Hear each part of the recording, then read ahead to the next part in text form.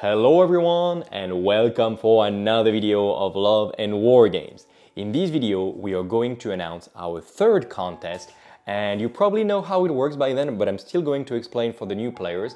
There is going to be a contest every time there is a new video, including this one. You can put a comment any that you want, and it gives you one ticket, maximum one ticket per participant. No need to spam the comments on the same video. At the end of the contest, which is going to be somewhere around summer, because that's when I'm going to move out to my new home that we're buying with my wife, we're very happy, and there's going to be a studio room anyway. Once we start to move out, we're going to make a live like we did for the past few contests, and we are going to pick up two winners, and the number one can choose either of these armies, and the second winner will get the other one. And for the first time, we have, yes, an massive armada for Dystopian Wars. They are mercenaries, so you can play them with anyone. We're going to talk about it in a second. But you can also win a Conquest army, the Dweghom, so the Dwarves, for Conquest. It's apocalypse-sized army for First Blood, the skirmish version, or it's already quite a big force for the Last Arguments of Kings, which is the regimental battle that you can see. So I'm very excited to start another contest with you, with both Conquest for the first time and Dystopian Wars. I'm going to show you in the second part of this video what actually are these armies, so you can see the miniatures a little bit closer. I know that you can see that there is a lot of miniatures for either games, and some people are like, yeah, but why do you do this and everything? I do lose money a little bit on this because, as you know, we don't have any TP or any Patreon or anything, but I would like to kickstart those games because I started the channel for Dystopian Wars because I felt like there was not enough coverage for this, and I really do this to make the lesser known games known. So that's what I'm trying to do, and I've seen that the previous fleets that I've been sending for Dystopian Wars have been used. It makes me very happy when you send me pictures of your battle reports with those fleets, and if it can kickstart communities to start playing the game, I absolutely would love that. Like, this is amazing, and this is why I do what I do. This is what we're going to do for all the other games, full spectrum dominance. We also cover War Machine now, and yeah, we start to do a lot of things, and we try to cover the lesser known games, because if I cover, I don't know, Warhammer 40,000, which I play as well, Dwarves of course, Leagues of Wotan, there is less interest because you can have all the contents you want. And my point is that those lesser known games, Conquest is starting to be quite big now, but those lesser known games, they are going to be on the channel, which is why you're also going to see Armored Clash as soon as we receive the Union boxes, which got delayed quite a while, but let's not dilly-dally on this. You understood the concept. You subscribe, that's going to be a real big help for us in general. You put comments all around, you give us thumbs up, it always really helps. And we are going to add another rule this time, and yes, yet another rule. If you subscribe to our Discord, link in the description, and you participate in this, we are going to have some events every month on the Discord, and it can be a little video games event where we play some games, all of us. It can be some quiz, we're gonna make some live chat and everything. You can gain additional tickets, so additional chances to gain these armies on our Discord. We're trying to, like, we're already the main Discord for Armored Clash, yes, Dystopian Wars, and we're trying to also to gather the full spectrum dominance communities. So I'm trying to push the Discord as well to really have a Love and War Games community. We already have quite a lot of people there. There are lots of French speakers, but also there is an entire English speaking parts. If there starts to be quite a lot of English speakers, we're going to turn it into an English-speaking Discord for sure. So come there and you can gain extra chances every month, every single month, to gain extra tickets. And it's not just going to be one ticket per event. Like, if you participate, I don't know, in our video game events or our live chat and everything, you can earn 3 or 5 tickets. Still a good point when you have the chance to participate. Otherwise, every single video you see going around, come, put up a thumbs up. It doesn't cost you anything, and it helps other people to see the videos and to spread the knowledge of these games, because we love those war games. That's what we do, and I hope you also want us to succeed in this.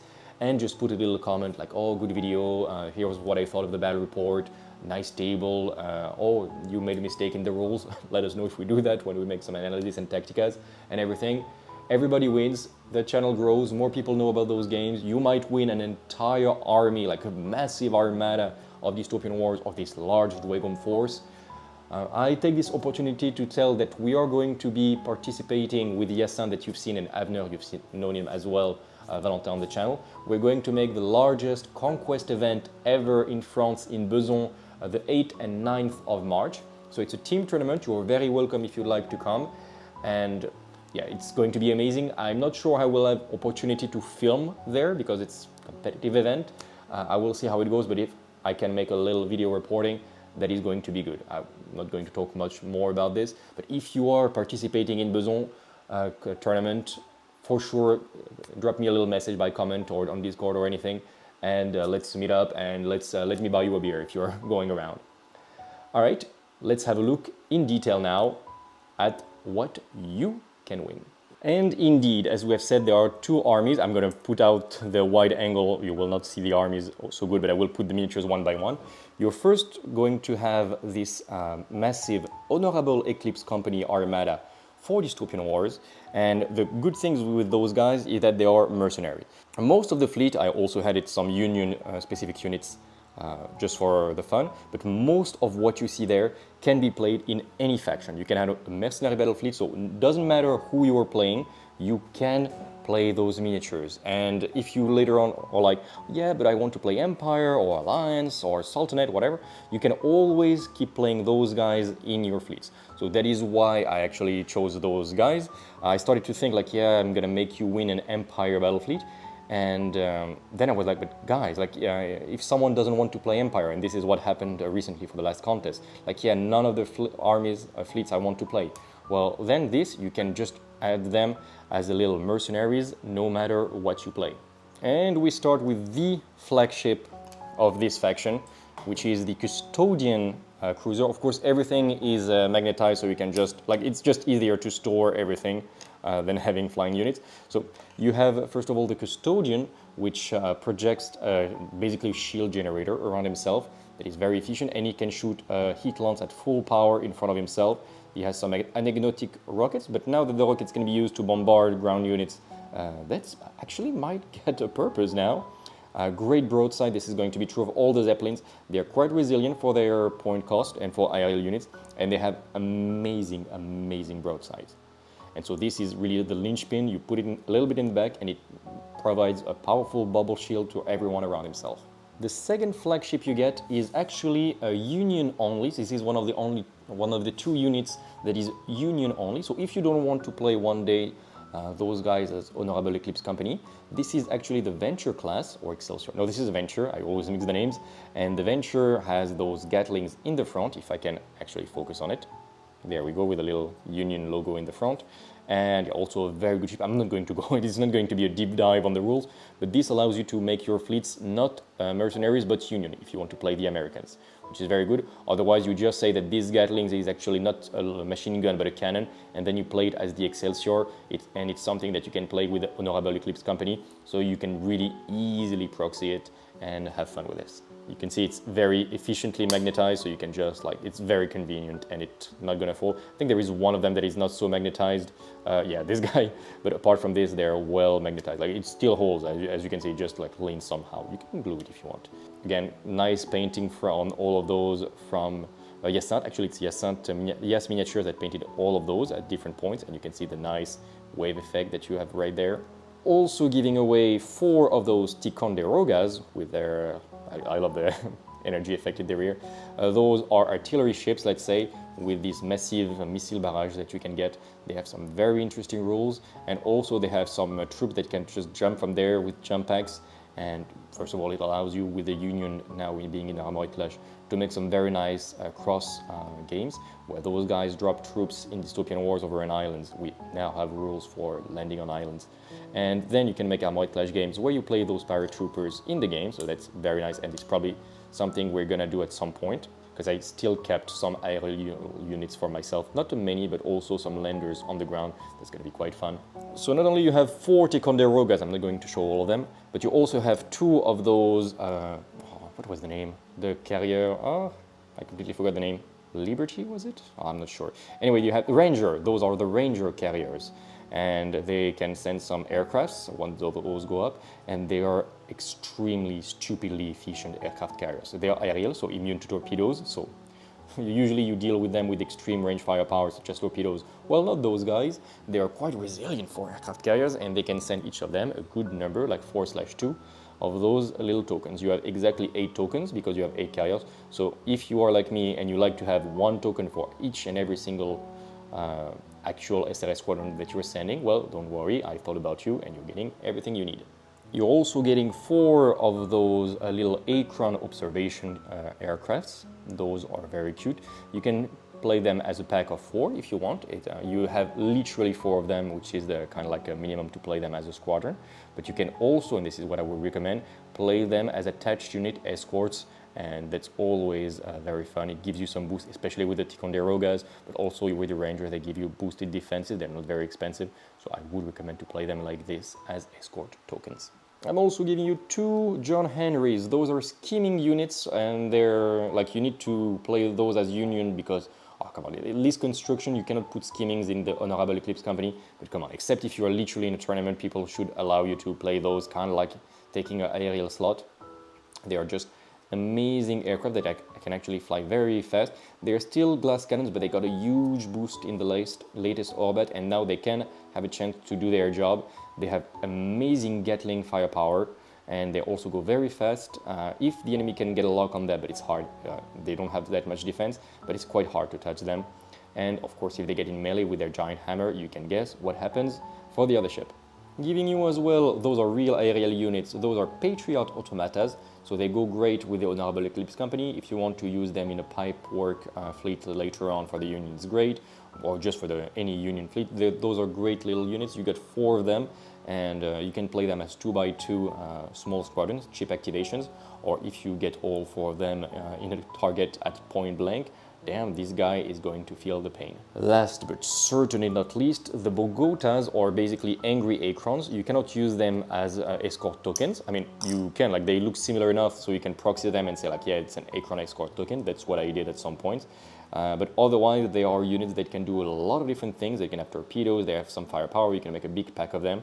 And I just love how they look. They look like this dropship in Avatar. I've said it already, but damn, it looks brilliant. I just love those little ships. We know that in the latest box for the Union, which I didn't receive yet, there have been some big logistic problems.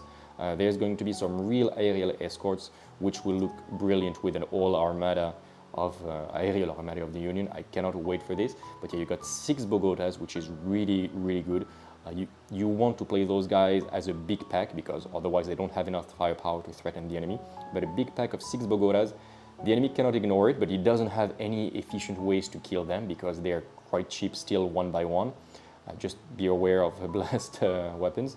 But if the enemy ignores it, they do a lot of damage when they get close.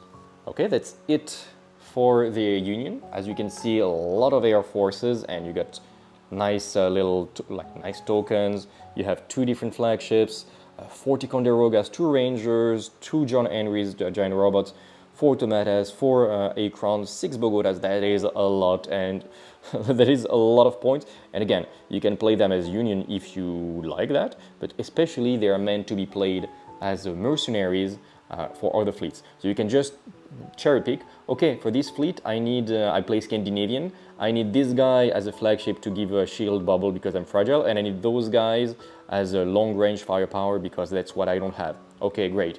Or you can play, I don't know, you play Japanese, you don't have many carriers, you have some submarines, great, but you don't have actual aircraft carriers, and you're like, oh my god, I would like some more. Add some Rangers, that is great. You want some giant robot, for example, your alliance, you don't have any giant robots, well, get some John Henrys. Okay, this is a little bit stretching because you're not supposed to have them in Honorable Eclipse, but you can see you can really pinpoint whatever faction you want to play, and of course you can play them pure mercenaries if you want to play 100% of those guys. Now let's have a look at the Dweghoms. As you can see, I'm really proud of this one. First of all, what warlord you have? You're going to have this guy, which is the Ardent Caraway. Of course, everything is magnetized. The miniatures themselves are magnetized to go on there and not move around whenever you move a stand. And of course, under you also get some little magnets to make sure if you have a little magnetic case, you can make sure they don't just fly around. So as I was saying, the Ardent Caraway is your leader. It's one of the good leaders. He got a boost recently. He is basically the leader of the priests and the berserks and everything. He has a few good tricks. He can give you some boosted charge for 1 turn, and he boosts all your command stands to have +2 attacks. He has some good units, and I will of course talk about his crazy combo with the flame berserks that we will see in a second. He's a good priest. He can send some spells, especially one that is insane. And yeah, as you can see, those miniatures are lovely painted. I don't have such a great light. I'm very sorry about this. Let me move them a little bit to my source of light. Yeah, as you can see, maybe I can zoom a bit. Yeah, as you can see, lovely paint by Yes Miniature on those guys. And they all have been painted to the highest level. I also give you his command staff. So there are those 3 guys that you can play as officers, or you can symbolize some boosts with those guys, or yeah, most likely you will use them as officers. So you have this guy digging the stone and carving his exploits in the stone. You have this guy, one of my favorite, with this little paper going like, hey, like showing like your land belongs to us now. As you can see, I went with a color scheme which is basically the stone dwarves from World of Warcraft in Northrend. If you guys know, they're called the Iron Dwarves actually. So dark skin, blue eyes, like blue energy eyes, and white hair. This is what I went with. If any of you guys played like the Wrath of the Lich King expansion, like it was when it was available, I think it's been re-released as well. Don't give me a little message to tell me this. I really love those guys. The Iron Dwarves were so cool, and I'm very happy my Dweghoms look like them. And last but not least of those officers, you have this guy with a great banner above himself, also going around to like just go with your guy. Like he's just looking cool. You can use him as a standard bearer for anyone if you would like that, like as an alternate standard bearer, but I usually put him to symbolize the boosted morale capacity upgrade, that I put on my Ardent Carwa, because of course when you see this banner you have better morale. So I was saying that the Ardent Caraway goes good with whom? Well, it goes good with, of course, the Flame Berserkers. Of course, all of this is a legal composition. So you have this guy as your warlord, is going to go in those Flame Berserkers, which are a mainstay. And I think they are all of them mainstays. You can add some Magma Force, the newest unit, if you would like. So you have 3 of those Flame Berserks. We're going to see 3 of the Wardens, and you have 6 of those Initiates with shield. They have this nice little composition. Let's have a look at those guys, but you can see you can really make this turtle formation. And not only does it look really cool to have those spears and shields ready to absorb the enemy charge, but also there is actually some rules like this. It's not just to look cool, because if you charge those guys from the flank, they don't lose, like they don't have broken morale, they don't lose their support rule, so they are quite resilient to hold the flank, for example. And because even if they are your further east or your easternmost or your westernmost unit, if the enemy manages to flank them, they don't care. They don't really care. So that is really interesting. So let's have a look. You have those guys with the shield. This is actually the sergeant. So they have this. I know that IGTV said they are giant doors. They're so big, those shields, that yeah, you can call them doors. And you also, of course, have the counterpart, these guys with the spear. Do I manage to focus on them? Yes. They have the same clothes, kind of, as the Wardens, because it was the same kit. So the Initiates are your anvil. Which is your hammer? Your hammer is for sure going to be those Initiates. So those guys have 2 axes, giant axes. They're little berserk, let's say. They're tough because, well, come on, they are Dweghoms. They still have 5 wounds apiece. They have fine defense, but they're like, let's say, glass cannon E compared to other Dweghom forces, because they are expensive for their resilience. However, they compensate by just having an insane amount of damage. If they get to melee and they get to punch, they will just obliterate any regiment they touch. Those guys are extremely powerful, and you want to buy, like, to get them the reroll charge with the banner. I think they even get it for free by now. Don't quote me on that, but yeah, they're just brilliant. And the crazy thing with those is that they combo very well with the warlord being the Ardent Caraway. Why? Because the main regiment, like the command stand, is just going to have so many attacks. I think it's still going to be like 7 or 8 attacks, even if it's the final regiment that you have, like the final stand, the last 4 guys, and they still gonna have 8 attacks with Crazy Clash, Cleave One, so amazing guys. And also, if the Ardent Caraway is your warlord, the first time a regiment is broken, it automatically, instantly unbreaks himself with a free action. How cool is that? So then you can really have your last surviving stand that maybe has 2 wounds left, just obliterate someone. And of course, in First Blood, they are just lovely to play. I will also show you the Warden standard bearer, because I think that Yasant made a great work on those guys. Last unit that you might win with the Dweghoms, but absolutely not least, The Flame Berserks, those guys, well, Flame Berserkers, you can guess what they are. They are a light unit, and they are, like, as you can see, like a little bit made of flame, and they are very fast, and they are light units, so they can come very early, but their weakness, is that they cannot capture objectives. So it's like, you can contest. They are very powerful for their point cost and for how early they will just obliterate any light unit and scouts of the opponent and bully even medium units of the objectives. But if you have the Ardent Karawai in the regiment, it can make a spell, like the Ardent can make a spell, to give the command stand +2, so it means that those guys can actually capture objectives as early as turn 2, and let's remember they're very fast, easily. Like as soon as their turn 2 begins, they will just absolutely obliterate whoever is there, and yeah, capture objectives and get you points. So it's a crucial unit in your game plan. Really love the Flame Berserkers, and I will not lie, I have like 4 more stands of those guys that I'm keeping for myself for the big tournament that I am preparing. I also have some Magna for it, but yeah, guys, like the list I prepared for you, like it's quite competitive. You can add, if you want, some other units, some magicians for the Dweghoms, some giant creatures if you would like. But yeah, this is already a very good warband that I'm giving for you, and this is like the banner, as you can see, really cool banner. So this is a very good force that you have. It's everything you need for First Blood and quite a lot more. And for the Last Arguments of King, you can put this on the table, have some few games, and if you want to reach the 2000 points, which is the size limit for the standard games, well, you can, and you're gonna have a great time with this. Like, this is quite competitive. 6 stands of this guy plus Flame Berserkers, 3 Wardens. This is something you will not regret. So in the end, you have quite a lot of miniatures.